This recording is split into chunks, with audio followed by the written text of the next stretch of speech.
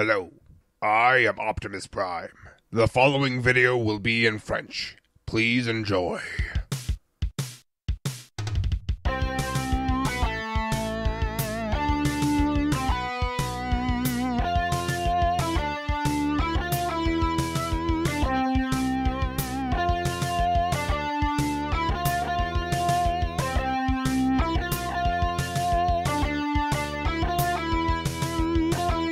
Hey salut à tous, c'est Ida. Aujourd'hui on se retrouve pour une nouvelle review avec le Transformers Legends Class, Power of the Primes Legends Class, si je dis dans le bon sens c'est mieux, Battle Slash. Donc, pour le petit point de départ, comme j'avais fait avec Road Trap, Battle Slash est le deuxième membre, parce que j'ai choisi que c'était le deuxième membre qui forme Battle Trap. Donc si vous n'avez pas vu la review de Road Trap, je vous conseille d'aller la voir, étant donné que je vais comparer en mode robot avec Road Trap. Oui, j'ai un peu la flemme de le transformer en mode alternatif. La comparaison en mode alternatif se fera dans la review de Battle Trap. Donc il se combine en Battle Trap, qui était à la base un duocon qui n'est formé que de deux véhicules, qui ne se transforment pas individuellement en robots. J'ai choisi personnellement de les considérer comme deux robots relativement indépendants, c'est-à-dire qu'ils pensent ensemble, mais comment dire, ils pensent ensemble, mais ils arrivent quand même à évoluer chacun de leur côté, et donc ils se combinent en un robot qui est tout aussi intelligent et capable de faire des choses que les autres robots. En fait, une fois combiné, il se sent aussi il se sent en une seule pièce comme n'importe quel autre Transformers. Alors qu'une fois séparé, il se sent un peu incomplet. Voilà, bref, c'est compliqué. N'hésitez pas à aller sur mon sujet de fiction, sur le forum transformersfr.com, pour lire un peu ce que j'ai écrit dessus, si ça vous intéresse. Voilà. Donc, pour la boîte, nous avons ici une image de Battle Slash, personnage qui a été créé expressément pour faire Battle Trap après. C'est un personnage qui n'aurait pas vu le jour s'il n'y avait pas eu Road Trap avec lui. Donc, nous avons ainsi Battle Slash qui a sa... Déjà qu'il y a un truc dans le dos qui semble être un bouclier. En fait, c'est l'avant de l'hélicoptère. C'est bizarre qu'il l'ait fait vraiment gigantesque par rapport au reste. Et il a la lame du mode hélicoptère dans la main, ce qu'on ne peut malheureusement pas faire. Nous avons donc Transformers ici en rouge sur fond noir avec le logo Generations. En dessous, nous avons donc la bulle avec une image du mode alternatif pour The Primes Legends Class Battle Slash. Hasbro, 8 ans et plus, rien de ce côté-là. Et de ce côté-là, encore l'artwork de Battle Trap. Très G1, beaucoup plus G1 que ce qu'on a eu dans jouer, et je suis content que ça n'ait pas été aussi G1 que ça. Voilà. Au-dessus, derrière, nous avons en haut Battle Slash. Il tourmente les Autobots en compagnie de Road Trap, son partenaire Duocon. Cool, merci de nous dire qu'il y en a un deuxième. Mais personnellement, je le savais déjà.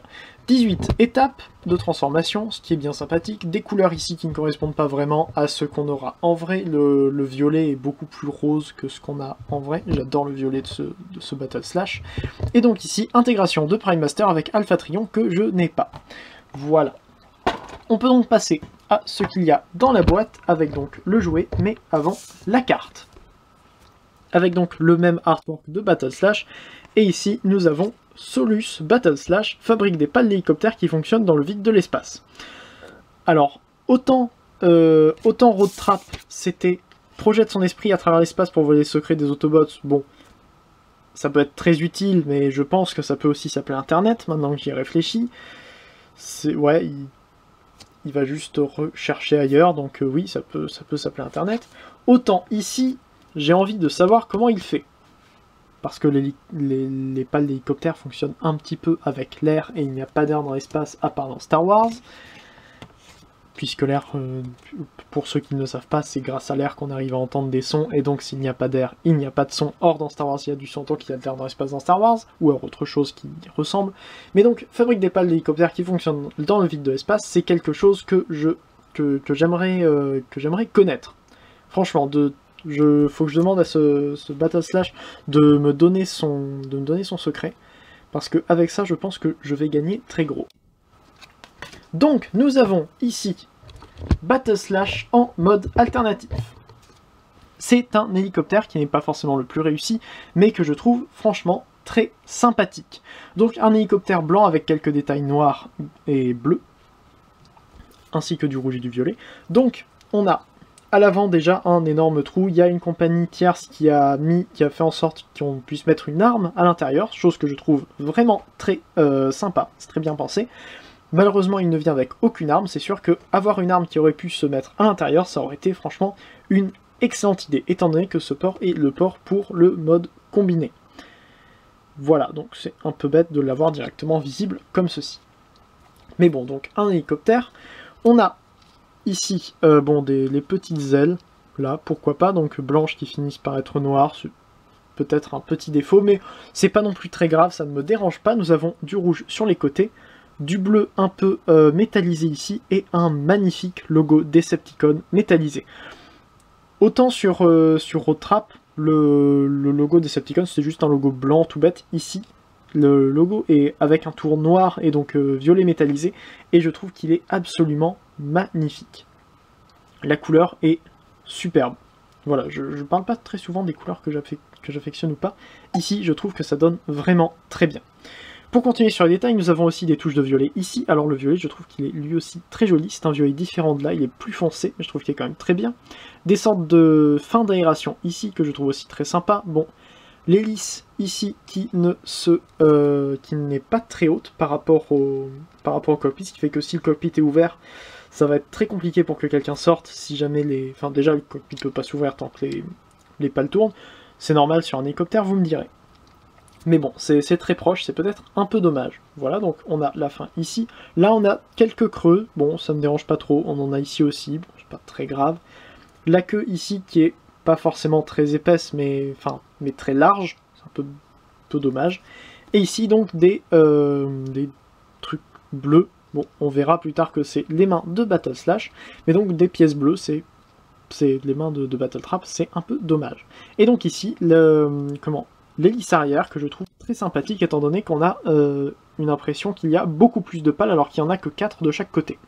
Étant donné que c'est formé par 2 pièces comme ça, je trouve que c'est très sympathique. Voilà, donc on a un hélicoptère assez gros, sans roue dessous, ça se pose juste ici. D'en dessous, on voit juste ce qui formera les bras de Battle Trap, ainsi que le torse ici, donc avec du violet encore, qui est absolument magnifique. Avec un logo de Decepticon qui est juste bêtement noir, comme on avait, en blanc sur Road Trap, pardon. Donc on a aussi un petit picot ici, afin qu'il tienne bien droit, comme ceci.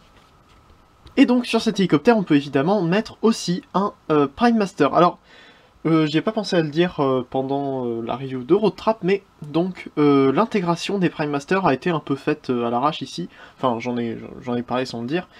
Ça a été fait à l'arrache, contrairement par exemple à Windcharger et Beachcomber que j'ai déjà présenté. Où là, c'était vraiment un habitacle qui était là.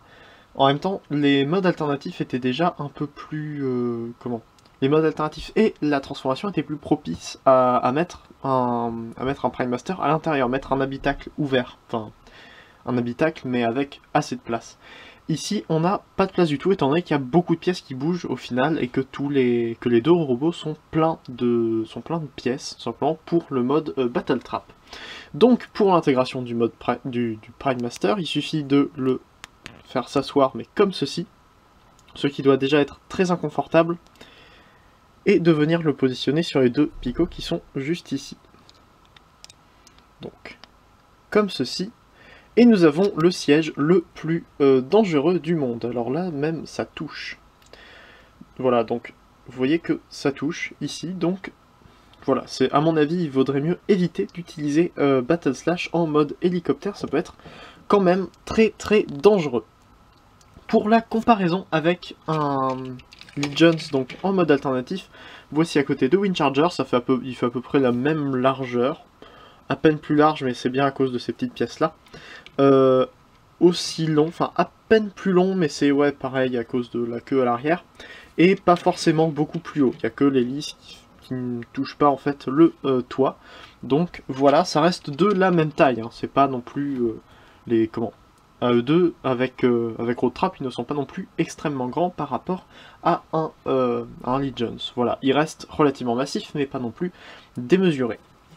Donc, on peut passer à la transformation. Oui, j'ai parlé vite fait en dessous, j'ai tourné le début de la review hier, donc forcément je peux oublier ce que j'ai dit. Donc on peut passer à la transformation qui est vachement sympathique, je trouve que, De tous les Legends que j'ai, ça doit être le plus complexe.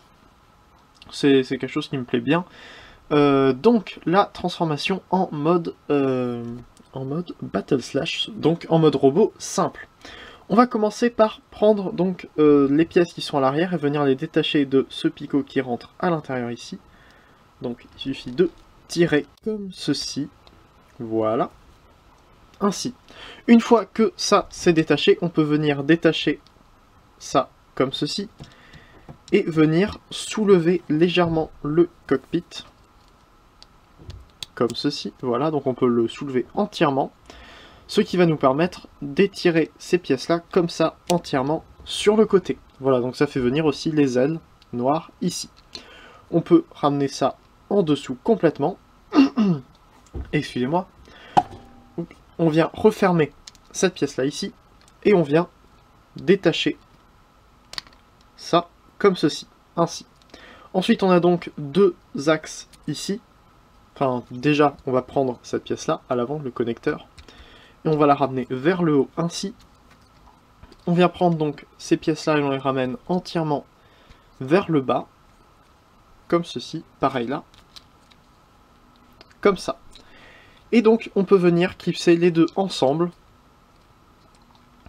On vient prendre ces pièces-là et on les ramène ici, on retourne cette pièce-là comme ça sur le ball joint, décidément, excusez-moi, et on fait ceci, donc comme ça, pareil de l'autre côté, pour avoir les jambes.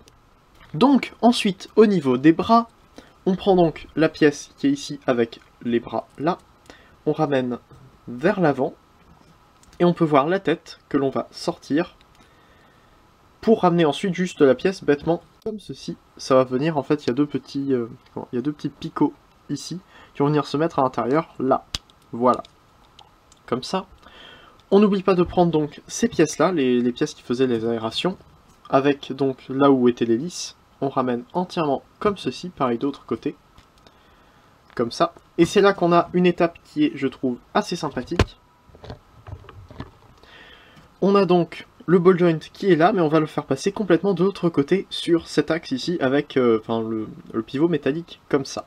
Donc on ramène le ball joint complètement de l'autre côté, tout en ramenant ça vers l'arrière.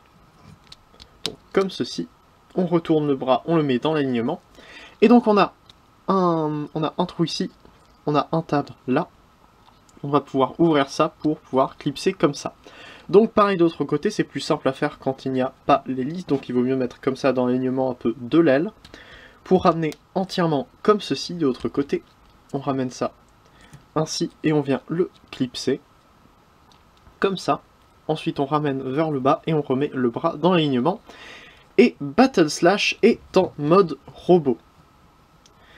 Et je trouve qu'il est vraiment plus joli que Road Trap. Alors c'est pour plusieurs choses déjà. Je trouve que ces couleurs sont vraiment bien. Donc on a du blanc, du noir, du violet et du bleu. Donc au niveau des détails, on a ainsi la tête, qui est plutôt sympathique, avec donc de l'argenté au niveau du visage, et du rouge au niveau des yeux. On a donc toujours le violet absolument magnifique qu'on a donc qu'on retrouvait sur ces détails là, et donc qui n'est pas le même violet qu'ici. Donc voilà, des détails que je trouve vraiment très jolis, avec donc un logo Decepticon en plein centre, voilà. Et en dessous donc, enfin les jambes, niveau proportion d'ailleurs, il a des bras qui sont relativement courts et des jambes qui sont assez épaisses. C'est normal, c'est parce que ces jambes-là vont donc faire les bras de Battle Trap, donc il fallait bien qu'ils soient bien proportionnés pour Battle Trap, puisque Battle Trap était le mode principal de ce set. Voilà. Qui n'est pas un set, les deux sont vendus séparément, évidemment. Si vous en trouvez un, j'espère que vous trouverez l'autre, parce qu'ils vont bien tous les deux ensemble. Bref, donc voilà.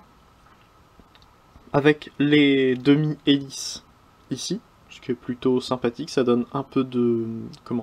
un peu de détails. Voilà, donc les pieds ici qui sont juste bêtement en bleu. Le même bleu que sur Road Trap d'ailleurs. Voilà. Donc niveau articulation, la tête peut faire un 360 degrés. Le pivot reste quand même assez serré. Les ball joints ici étant placés à l'arrière des bras, ça reste assez étrange pour le faire bouger. Donc il peut aller complètement vers le haut comme ça. C'est quasiment du jamais vu. Vers l'avant comme ça, mais pas du tout vers l'arrière, du coup, vu que il y a ces ailes là, du coup. Voilà. Au niveau des coudes, il peut plier le coude comme ça, mais ça ne sert à rien, je pense. Il y a sans doute un moment dans lequel ça pourrait servir, mais en temps normal, non. Ensuite, un ball joint au coude qui permet de le plier jusqu'à 90 degrés. J'avoue que j'ai pris le bras avec l'hélice en plus, ce qui n'est pas du tout pratique pour montrer. Et donc, évidemment, il peut tourner à 360 degrés, ça ne gêne absolument rien. Ensuite, au niveau des jambes, à savoir que ça peut se détacher un peu, mais c'est pas non plus comme si ça allait partir dans tous les sens, c'est assez solide pour que ça tienne, ce qui est très agréable. J'ai entendu dire que, enfin, pour des Transformers qui ont à peu près la même transformation, notamment Bone Crusher, Combiner Wars, ça fait un peu n'importe quoi et ça se barre dans tous les sens. Ici, ce n'est pas le cas, je trouve que ça tient quand même très bien. Donc, on a des ball joints au niveau des cuisses qui permettent d'aller complètement vers l'avant. Pas vraiment vers l'arrière à cause de cette pièce-là, justement, le connecteur qui est juste bêtement là, qui reste ici. D'ailleurs, au niveau du backpack, la transformation est très propre étant donné qu'on a simplement le cockpit, que je trouve très joli, sauf le connecteur donc qui est là, qui ne donne pas très bien. Mais bon. Ensuite, on peut aller donc entièrement vers l'extérieur, comme ceci, ce qui est pas mal. On peut replier la jambe quasiment à 90 degrés, ça tourne ainsi, et pas de mouvement au niveau des pieds, malheureusement. Voilà. Mais donc, Battle Slash est vraiment très sympathique, on peut lui faire des poses pas mal, surtout qu'avec l'hélice, on peut faire croire que c'est une arme. Déjà, rien que si on fait tourner, ça fait soit un bouclier, soit une lame un peu à la Dinobot, ou à la Thanos, pour ceux qui ne connaîtraient pas Beast Wars et qui n'auraient vu que Endgame. Bref. Donc voilà. Battle Slash est mon duocon préféré, enfin des deux membres de Battle Trap, c'est mon préféré. Donc pour la comparaison, déjà avec un Legions normal, donc toujours avec Shrapnel, vous pouvez voir qu'il est encore, excusez-moi, qu'il est encore cette fois-ci un peu plus grand que Shrapnel, mais il n'a que l'hélice en plus du mode robot et donc la pièce derrière. Il n'a pas les jambes, les pattes d'insectes qui sont un peu partout, ni les trucs qui sont là. Voilà, les mandibules. Donc même s'il est plus massif, il ne sera pas forcément il y aura pas forcément plus de plastique. Après, il y a beaucoup de pièces qui bougent là-dedans, ce que je trouve assez incroyable. Évidemment, je veux aussi comparer avec un Deluxe parce que j'ai comparé Road Trap avec un Deluxe. Donc voilà. Il est, oui, assez petit. Après, est-ce que c'est gênant? Non. On verra que pour Battle Trap, c'est très bien. Ainsi, c'est Laserbeak qui vient de tomber. Et donc, pour finir les comparaisons, voici avec Road Trap. Et je trouve qu'ils donnent quand même assez bien tous les deux, même si les couleurs sont assez différentes. Évidemment, on a du blanc ici, du bleu ici. Le seule couleur qu'on retrouve de l'un sur l'autre, c'est le bleu de Road Trap sur Battle Slash. C'est tout. Est-ce que c'est grave? Absolument pas. Le mode robot, lui, est beaucoup plus mélangé niveau couleur, enfin le mode Battle Trap. Mais on verra ça dans la prochaine review. Donc, je pense que c'est à peu près tout ce que j'ai à dire sur ce Battle Slash. J'ai pas grand chose d'autre à ajouter, à part le fait qu'il est absolument génial, et que même si je n'avais pas eu Road Trap, j'aurais été très content avec Battle Slash. Mais il nous manque quand même une très grosse partie, et un très gros potentiel de ces Legions à explorer, donc avec la prochaine review qui devrait être celle sur Battle Trap. En tout cas, c'est celle que je m'apprête à tourner. Voilà. Donc j'espère que cette review vous a plu, n'hésitez pas à mettre en commentaire si vous l'avez aimé ou non. N'hésitez pas à mettre en commentaire aussi ce que vous pensez de cette figurine en particulier. N'hésitez pas à faire un tour sur les chaînes des vidéastes Transformers qui se trouvent juste après ou juste en dessous en description. N'hésitez pas non plus à faire un tour sur le forum transformersfr.com pour toutes les nouveautés Transformers, ainsi que mon sujet collection et mon sujet review. Voilà, n'hésitez pas non plus à vous abonner à cette chaîne là si ça vous a plu et si vous voulez voir d'autres reviews, notamment celle de Battle Trap qui devra arriver normalement bientôt. Pas la semaine prochaine, pas la semaine d'après, pas la semaine encore après, mais normalement donc dans 4 semaines s'il y a un Lego format entre les deux. Voilà.